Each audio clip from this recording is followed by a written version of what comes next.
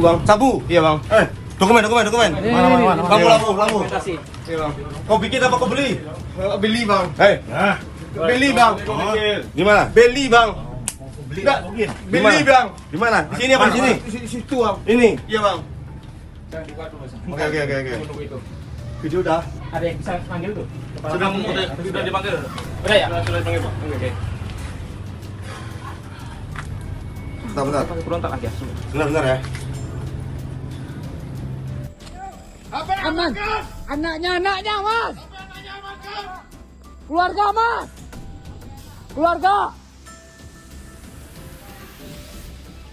Keluarganya mas. Keluarganya amankan dulu.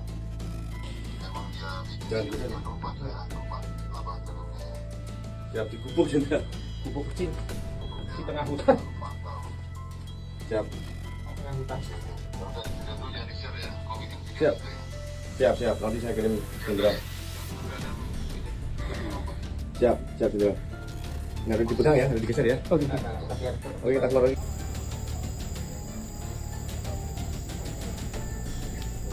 Tarik out. Tinggal ngulur. Nah, tarik udah. Lebih.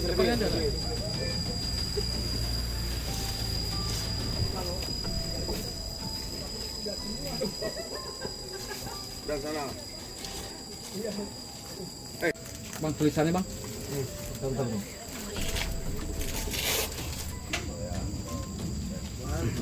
Mulai dari awal saya.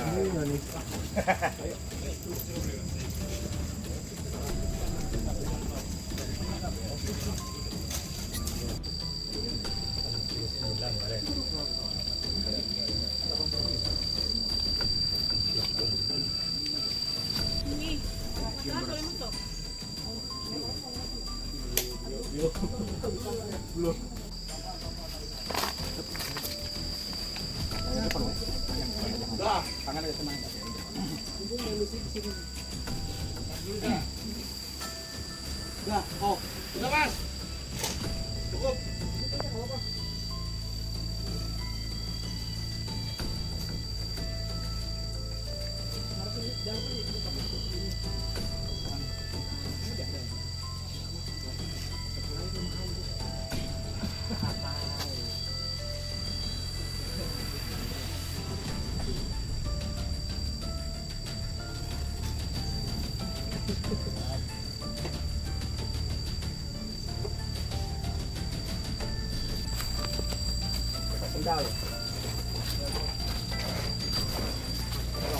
Jangan tiduran, duduk aja. Duduk. Mana kau sini? Kak, mana masuk?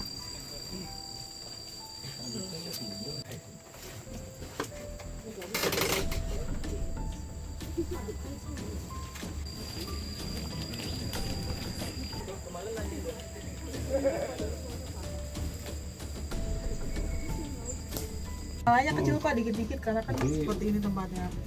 Kali berapa? Ya, dikit-dikit. Tapi sekali. Nah, Iya, ada Pak. kilo-kiloan tuh kalau dikalkulasi. Iya, dikit-dikit. Barang yang sudah seperti ini. Ini pasaran apa? Nah, Ini bahan-bahan Pak yang regional dipakai. cadangan tuan unsur kimia. Pak, ya. Air gunung ini Pak. Ada gunung ya? Iya. Kualitasnya bagus. Oh gitu nih ya? Ya, jadi Oh, dari air yang ya, baik. kalau untuk bikin sabun tuh kalau air jelek juga kan nggak jadi. Ya kalau banyak logamnya di air juga mempengaruhi Oh, proses yang sintesis. kualitasnya ya? Iya. Bisa. Apalagi kalau kurang bagus pada proses pemasakannya, kurang ahli gitu Pak, kurang berpengalaman tuh pengaruh tuh. Airnya yang bagus kualitasnya ya? Depan ya. Orang Indonesia itu memang banyak akalnya. Kalau orang luar itu nggak mau, dia maunya pakai tabung kaca. Itu terjadi sering pembuatan produksi sabuk kebakaran.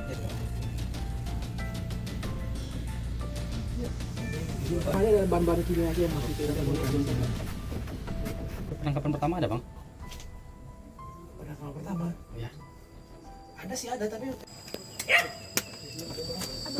Belajar dari mana bang? Bikin ini bang? Saya cuma nolongin aja bang. Oh cuma nolongin aja. Iya bang. Berapa orang bang? 3 bang. 3 orang. Itu berapa lama bisa menghasilkan sabu? Nggak tahu, belum ada. Belum ada hasilnya. Masih tahap belajar orang doang. Masih tak belajar ya? Iya. Itu dia belajar dari mana bang? Belajar dari orang lain bang. Dari YouTube atau gimana bang? Dari orang lain. Ada orang lain? Itu di luar kota Padang atau dari mana bang? Luar kota Padang. Orang lain itu ketemu di mana bang? Umumnya nggak tahu saya bang. Abang menolong di bagian apanya? Bagian dia minjam dana sama saya dan Oh bang pemodalnya? ya dia minjam modal. Bukan lagi bikin. Bukan. Oke bang.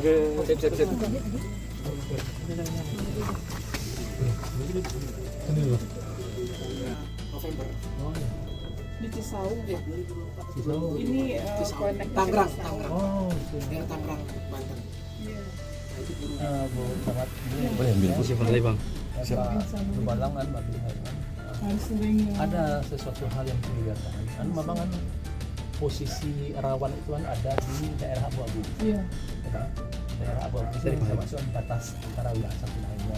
Ini kan nah ini bagus lagi Pak. Itu ya yang sebelahnya. Mereka tidak kita dia membuat posisikan seperti ini. Jadi kalau ada apa-apa mereka bisa mudah. Oh ya. Daerah Bungus mungkin sekarang Pak petani. Oh. Jadi di sini berapa orang? Harus melalui naik gunung gitu. Iya. Iya. Ini lanjut nih ke Bungus lagi gitu. Iya. Yang punya rumah? Yang punya rumah di bawah. Bawang kayak bawang durian Pak. Bawang durian gitu. Di terpal. Iya, datangnya durian. Karena ini menusuk sekali, baunya tajam sekali. Biasanya kalau di perumahan itu dia harus butuh ventilasi yang baik.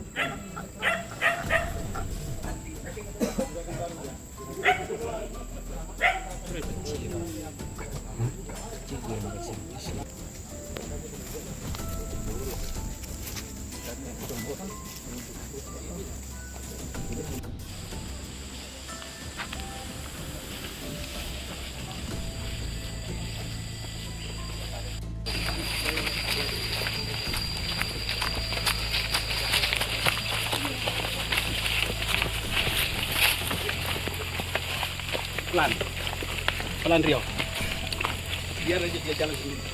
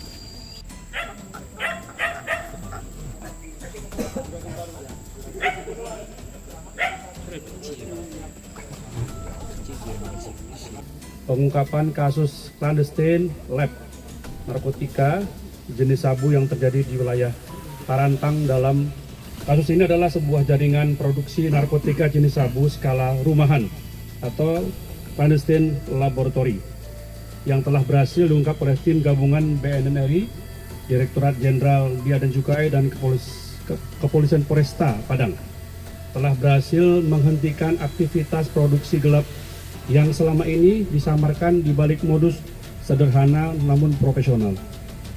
Pelaku sebanyak 3 orang, 1 orang telah diamankan berinisial SES yang berperan sebagai pemodal dan membantu jalannya produksi narkotika.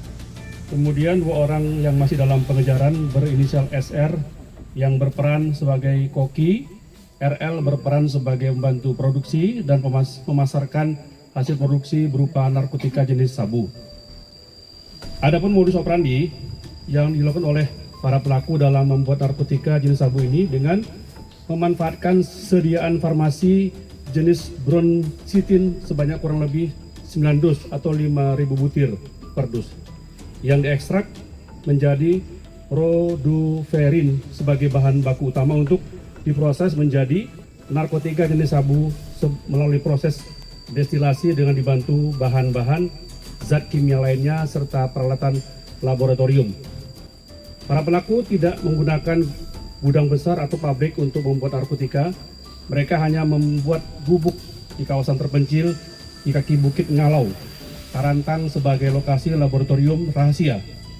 Lokasi yang jauh dari keramaian ini sengaja dipilih para pelaku untuk mengelabui mata masyarakat dan aparat penegak hukum. Pelaku ini sangat teliti dalam menyembunyikan jejak. Pemesanan bahan kimia, prekursor hingga peralatan laboratorium dilakukan secara daring atau online. Kemudian merakitnya secara mandiri di lokasi yang saat ini menjadi TKP clandestine laboratory. Menurut hasil interogasi, pelaku mengakui telah melakukan aktivitas perbuatan narkotika melalui clandestine laboratory atau lab gelap sejak tahun 2025. Dalam penggerebekan tersebut, tim mengamankan berbagai bukti krusial yang menunjukkan skala produksi pelaku. Selain sabu siap edar, petugas menemukan tumpukan bahan kimia dengan perincian sebagai berikut. 1. Bahan kimia dalam bentuk cairan berjumlah 1.730 ml. 2. Bahan kimia dalam bentuk padatan berjumlah 585,44 gram. 3. Prekursor jenis toluen sebanyak 580 ml. 4. Prekursor jenis asam sulfat sebanyak 310 ml. Kemudian pengungkapan ini adalah buah dari penyelidikan intensif selama 2 bulan penuh berkat penelitian tim gabungan BNN RI, Direktorat Jenderal Bea dan Cukai, dan Polri dalam menganalisis data-data yang didapat. Akhirnya berhasil digerebek sebelum narkotika jenis sabu yang diproduksi lebih luas menjangkau masyarakat.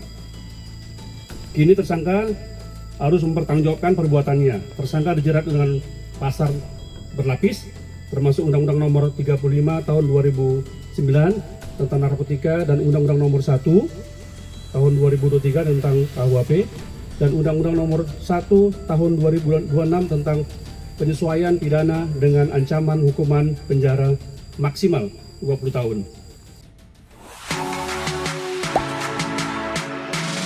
Gak sempet baca? Dengerin aja, klik icon text to speech di okezone.com.